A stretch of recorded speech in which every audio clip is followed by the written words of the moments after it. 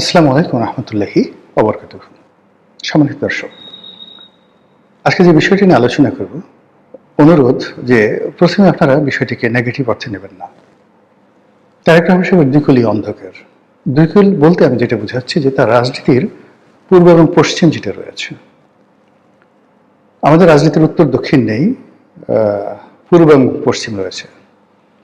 তো সেই পূর্ব এবং পশ্চিম বলতে যা বোঝায় সেটি এখনো পর্যন্ত তারেক রহমান সাহেবের জন্য ইতিবাচক নয়।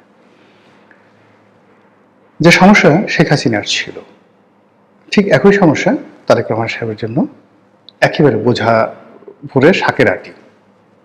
মানে এমনি একে নতুন সরকার, দুই নম্বর হলো যে এই সরকারের মধ্যে জামাতের লোক, আওয়ামী লীগের লোক, বিএনপির লোক, এনসিপির লোক, ভারতের লোক, আমেরিকার লোক, চীনের লোক ভরা। তিনি কাউকে বিশ্বাস করতে পারছেন না, তিনি কাউকে নির্ভর করতে পারছেন না। যে লোকের ধরুন পররাষ্ট্রমন্ত্রী নিজের না, যে লোকের স্বরাষ্ট্রমন্ত্রী সম্পর্কে তার প্রতিপক্ষরা যে সকল কথাবার্তা বলছে, এই কথাবার্তার কোনো সদুত্তর দলের পক্ষ থেকে কেউ দিতে পারছে না। যেখানে স্বরাষ্ট্রমন্ত্রী বলছে অমুকের, অমুক ব্যক্তির, অমুক রাষ্ট্রের, অমুক অমুক, এই সমস্ত বাজে কথার একটা উত্তর বিএনপির পক্ষ থেকে দেওয়া যাচ্ছে না। স্বরাষ্ট্রমন্ত্রী নিজেও দিচ্ছেন না, তার পক্ষে কেউ কথা বলছে না। একজন স্বরাষ্ট্রমন্ত্রীকে বলা হচ্ছে রয়্যাল লোক, এএস আলমের লোক। এই সমস্ত কথা সহ্য করা যায় বলেন তো? এই গেল স্বরাষ্ট্রমন্ত্রীর কথা।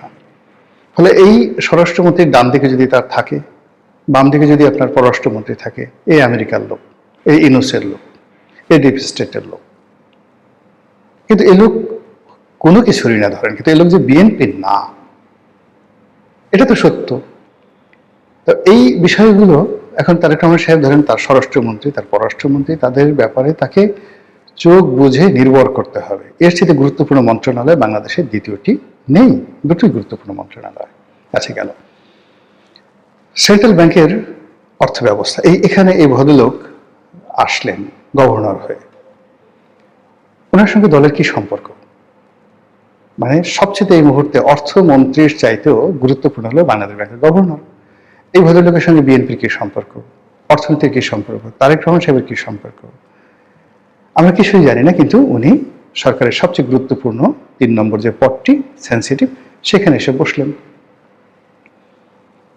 এরপরে ধরেন সরকারের পরিকল্পনা মন্ত্রণালয়, মানে যদি বলা হয় বাংলাদেশকে যদি আগামীতে এগিয়ে নিতে পারে, সেটা হলো পরিকল্পনা মন্ত্রণালয়। সেখানে মন্ত্রীকে জুনায়েদ সাকিব, সে তার দলের লোক নয়, এটাই সে প্রথম এমপি, এটাই সে প্রথম মন্ত্রী। রাজপথে দাঁড়িয়ে জোরে জোরে কথা বলা, হাত উঁচু করে কথা বলা, এইগুলো ছাড়া তো দুই কলম লিখতে পারে। আর প্রথম আলোর প্রমোশন, মানে মতিউর রহমান, মাহফুজা নাম গঙ্গের বাই প্রোডাক্ট। এছাড়া এই ছেলের একটা পরিকল্পনা মন্ত্রণালয় চালানোর যোগ্যতা আছে। আপনারা যদি কেউ আমাকে বলতে পারেন, বা ওই ছেলে যদি আমাকে বলতে পারে যে রনি ভাই আমার এই পরিকল্পনা মন্ত্রণালয় চালানোর যোগ্যতা আছে, I can do better than you, আপনার সে ভালো করতে পারে, অন্য কারো দরকার নেই, হাতে চুরি পরে ঢাকা শহরে ঘুরব, তাকে আপনি বাংলাদেশের মানে অর্থ মন্ত্রণালয়ের চাইতেও পরিকল্পনা মন্ত্রণালয়ে আপনি বসিয়ে দিয়েছেন। ফলে আপনার কোন কুল আছে? আপনি এখানে একজন ভদ্রলোকে নিয়ে আসছেন পররাষ্ট্র উপদেষ্টা রূপে, যেখানে যাচ্ছে খলিলুর রহমানের সাথে গেছে। খলিলুর রহমান সাহেব যদি আকাশের চাঁদ হয়, এ লোক মোমবাতি, অবোধ শিশু, এখনো রাজনীতি, অর্থনীতি, পররাষ্ট্রনীতির তার যে দুধ দাঁত এটা গজিয়েছে, এটা পররাষ্ট্র মন্ত্রণালয়ের একটা জুনিয়র, যে যাকে বলা হয় ফার্স্ট সেক্রেটারি কোনো একটা মন্ত্রণালয়ের, মানে আয়দার মন্ত্রণালয়ের অথবা যাকে বলা হয় দূতাবাসের, বলতে পারবে না, রেসপেক্টিভ, মানে একজন লোক পররাষ্ট্র উপদেষ্টা হবেন, যেখানে আগে রিয়াজ রহমান ছিলেন, যেখানে আগে শমশের মোবিন চৌধুরী ছিলেন।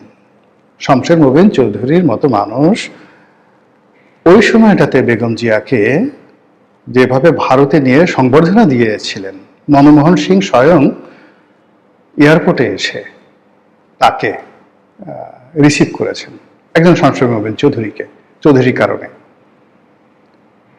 এবং শেখ হাসিনার বিকল্প হিসেবে ওই সময় শেখ হাসিনার রেজিম, শেখ হাসিনার জমানাতে বেগম জিয়া বিরোধী দলীয় নেত্রী হিসেবে যাচ্ছে এবং তাকে রিসিভ করার জন্য প্রধানমন্ত্রী মনমোহন সিং এয়ারপোর্টে চলে এসছে, নিজে গাড়ির দরজা খুলে দিয়েছে। রেকর্ড কার জন্য? There were somebody in the foreign affairs matter. এটা শামসুর মুবিন চৌধুরী করেছেন। তার অপরাধ কি? সে তারেক রহমান সাহেবকে তুমি তুমি করে বলতেন, এছাড়া কোনো অপরাধ ছিল না, নাথিং। তুমি তুমি করে বলতেন, এই হলো তার অপরাধ। যা গেল। এখন এখানে যে আসছে, হুমায়ুন কবির যে আসছে, সে হয়তো তারেক রহমান সাহেবকে সালাম করেন, ভাইয়ে ভাইয়ে ডাকেন বা স্যার স্যার ডাকেন, কিন্তু এগুলো দিয়ে তো চীনের সাথে বাণিজ্য হবে না, এগুলো দিয়ে তো ভারতের সাথে কূটনীতি হবে না, এগুলো দিয়ে আমেরিকার সঙ্গে বার্গেনিং হবে না। তো যেটা বলছিলাম যে সেই দিক থেকে আপনি যে তার যে কোন দিকটা আলোক উজ্জ্বল আছে, সে একজনকে স্বাস্থ্যমন্ত্রী বানিয়েছেন। এখন সর্দার সাখাওয়াত হোসেন বকুল আমাদের খুব ঘনিষ্ঠজন, আমার খুব আপনজন ব্যক্তি। তিনি he is a political master, just like political master, কিন্তু মানে তাকে সাহায্য করার জন্য যে একটা গ্রুপ দরকার পলিটিক্যাল মাস্টার হিসেবে, এই পদগুলোতে যে ধরনের ধরেন ডক্টর রুহুল হক ছিলেন, ডক্টর আব্দুল মতিন ছিলেন, বিএনপির জামানাতে, আওয়ামী লীগ জামানাতে ডক্টর রুহুল হক ছিলেন, তারা যেভাবে এই মন্ত্রণালয়টা চালাতে পারতেন। নাসিম সাহেবরা কি করেছেন? নাসিম সাহেব দুর্নীতির স্বর্গরাজ্য তৈরি করে ফেলেছেন। এরপরে এখানে এই যে জাহিদ মালিক আসছে, দুর্নীতির বিশ্ব রেকর্ড করে ফেলেছেন। যখন এখানে রুহুল হকের বিরুদ্ধে দুর্নীতির অভিযোগ আছে, but there is a limited. কিংবা আপনি দেখেন এই যে ডক্টর সামন্তলাল সেনকে শেখ হাসিনা শেষ পর্যায়ে দিয়েছেন, ইট ওয়াজ ওয়াইডলি প্রশংসিত, এবং এখন সব বাংলাদেশের মানুষ সবাই বলে সে বাংলাদেশের সর্বকালের সেরা স্বাস্থ্যমন্ত্রী। কিন্তু ওনার সাথে আমার এমন সম্পর্ক, মানে কি বলবো, সে রুহুল হকের রুমে গিয়ে ঢুকবে, মন্ত্রণালয়ে ঢুকবে এরকম একটা পার্স তার ছিল না। সে এসে সামন্তলাল এসে দেখি যে ঢাকা মেডিকেলের যে ডিরেক্টর তার রুমে বসে আছে, তার রুমে বসে আছে উনি। আমি তখন সংসদ সদস্য, আমার ছেলে হাসপাতালে অসুস্থ ছিল ঢাকা মেডিকেলে, আমি সে অনুযায়ী ডিরেক্টর রুমে বসে আছি। তো সে ডিরেক্টর মুস্তাফিজুর রহমান ছিল তখন, ব্রিগেডিয়ার মুস্তাফিজুর রহমান ছিল ডিরেক্টর, যেটা ওষুধ প্রশাসনের পরে ডিজি হয়েছিলেন। তো তাকে বলছে স্যার আমাকে একটু মন্ত্রণালয়ে ঢোকার ব্যবস্থা করে দেন। সে বলে যে আমি কিভাবে ঢুকাবো? তখন আমি সামন্তলালকে নিয়ে গেলাম, শুধু নিয়ে গেলাম না, সামন্তলালও জীবিত, শুধু ওনাকে আমার গাড়িতে নিয়ে গেলাম, মন্ত্রণালয়ে ঢুকালাম এবং ওনাকে সোজা নিয়ে মানে স্বাস্থ্যমন্ত্রী মিটিংয়ে ছিলেন, সে স্বাস্থ্যমন্ত্রীর সামনে রুহুলের সামনে নিয়ে বললাম যে আপনি এই ফাইলটা দেখেন, প্রধানমন্ত্রীর ফাইল, এই ফাইলটা আপনি ওকে করে দেন। আর ওই কাজটা যদি 2010 সালে আমি না করতে পারতাম, তাহলে আজকে যে বার্ন ইউনিটটা এটা তৈরি হতো না। এখন এটা সাক্ষী সামন্তলাল। দ্বিতীয় সমস্যা হলো ওই যে ঢাকাতে শেখ হাসিনা বার্ন ইউনিট যেটা হয়েছে, ওখানে এখন যে পরিচালক আছে ডক্টর নাসির, আমার খুব ঘনিষ্ঠ বন্ধু। তো ডক্টর নাসির ওখানে একটা হলো মামলা দিয়ে বসলো, ওখানে একটা পেট্রোল পাম্প ছিল, পেট্রোল পাম্পের মালিক মামলা দিয়ে বসলো। এই সামন্তলাল সবাই মিলে তারা ওই ডক্টর নাসিরকে দায়িত্ব দিল এই মামলাটা নিষ্পত্তি করার জন্য। ডক্টর নাসির আমার কাছে আসলো, হাইকোর্টে রিট করতে হবে। আমি তখন এই যে পরে আওয়ামী লীগের যে মন্ত্রী হয়েছে সমর রেজাউল করিম, সেই সমর রেজাউল করিমকে বললাম যে ভাই আপনি এই মামলাটা করে দেন। সে মামলাটা করে দিল। সামন্তলালের পক্ষ থেকে তাকে 2 লাখ না 3 লাখ টাকাও দেওয়া হয়েছিল, সে টাকাটা ফেরত 2 লাখ টাকা পয়সায় নেয়নি। তা আজকের এত বড় একটা জিনিস হলো, এখানে যে গোলাম মোল্লা রনি নামক একজন মানুষ আছে, এখানে যে সামন্তলাল আছে, এখানে যে ডাক্তার নাসির আছে। তো ডাক্তার নাসির তো বিএনপির লোক, কিন্তু বিএনপির লোক হওয়া সত্ত্বেও সে সামন্তলালের সঙ্গে তার সম্পর্ক ছিল সবচেয়ে ভালো। তারপরে সে এখন এই বার্ন ইনস্টিটিউটের সে পরিচালক। কিন্তু এই বার্ন ইনস্টিটিউটটা বিল্ডিং করা থেকে শুরু করে ডাক্তার নাসিরের যে ভূমিকা, তার যে কর্তৃত্ব, সে না হলে ডাক্তার নাসিরের না হলে এটা হতো না। আবার সেই ডাক্তার নাসিরকে এখান থেকে বদলি করে, সে যখন সবচেয়ে ভালো কাজ করেছে তাকে বদলি করে আওয়ামী লীগের যারা বদমাশগুলো আছে তাকে ফরিদপুরে পাঠিয়ে দিয়েছে, তার চাকরি নিয়ে টানাটানি। তো ওই সময় আমরা তো তাকে সাহায্য করেছি, সহযোগিতা করেছি। তো এইভাবে এই কাজগুলো আসলে যখন একটা মন্ত্রণালয় চলে, সেখানে পলিটিক্যাল কানেক্টিভিটি থাকলে সেখানে ভালো হয়। এখন সর্দার সাখাওয়াত হোসেন বকুল, তিনি এই জায়গাটাতে তিনি যে ভালো করবেন, এই ভালো করার জন্য there must have reason. BNP দীর্ঘদিন এখানে ডাক্তার জাহিদ যেভাবে করতে পারতেন, এইভাবে এই মন্ত্রণালয়ে ওনার পক্ষে এই মুহূর্তে সম্ভব না, কিন্তু তিনি প্রচন্ড দৌড়াদৌড়ি করতেছেন, বক্তব্য দিচ্ছেন, ডেইলি মানে ফাটাকেস্টের মতো ঘুরে বেড়াচ্ছে, কিন্তু ফলাফল শেষ পর্যন্ত ঘোড়ার ডিম আসবে। এবং যদি দুর্নীতির অভিযোগ এসে যায় আগের মতো, আপনারা আশ্চর্য হতে পারবেন না, বিকজ স্বাস্থ্য মন্ত্রণালয়ের সিন্ডিকেটটা এত শক্তিশালী, এত বিরাট ব্যাপক যে ওখানে আসলে নিয়ন্ত্রণ করা very tough, very very tough. Anyway, যেটা বলছিলাম যে চীন টাকা দেবে না, এর কারণে পররাষ্ট্রমন্ত্রী গেছেন, চীনের রাষ্ট্রদূত তারেক রহমান সাহেবকে নিমন্ত্রণ জানিয়েছেন ভিজিটের জন্য। কিন্তু এই মুহূর্তে যেটি দরকার সেটি হলো আনলিমিটেড টাকা দরকার। চীন সেই টাকাটা দেবে না, বিকজ এটা লিখে রাখেন, যতক্ষণ না পর্যন্ত আমেরিকার সঙ্গে আমাদের যে চুক্তিটি রয়েছে সেই চুক্তি বলবৎ থাকবে, চীন একটি পয়সাও দেবে না।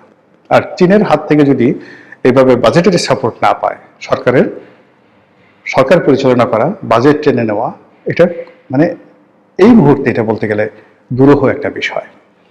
দ্বিতীয়ত হলো যে আমেরিকাকে পৃথিবীতে কেউ কখনো সুখী করতে পারেনি, যেখানে সৌদি আরব পারেনি, কাতার পারেনি, যেখানে কুয়েত পারছে না, যেখানে ইরান পারেনি। ইরানের মতো এত ঐতিহ্যবাহী একটা রাষ্ট্র, তারা তো আমেরিকার সাথে সম্পর্ক রক্ষা করার চেষ্টা করেছে, তাদের প্রথম থেকে সুদীর্ঘকালের আমেরিকার সঙ্গে তাদের বন্ধুত্ব, সেটা তারা পারেনি।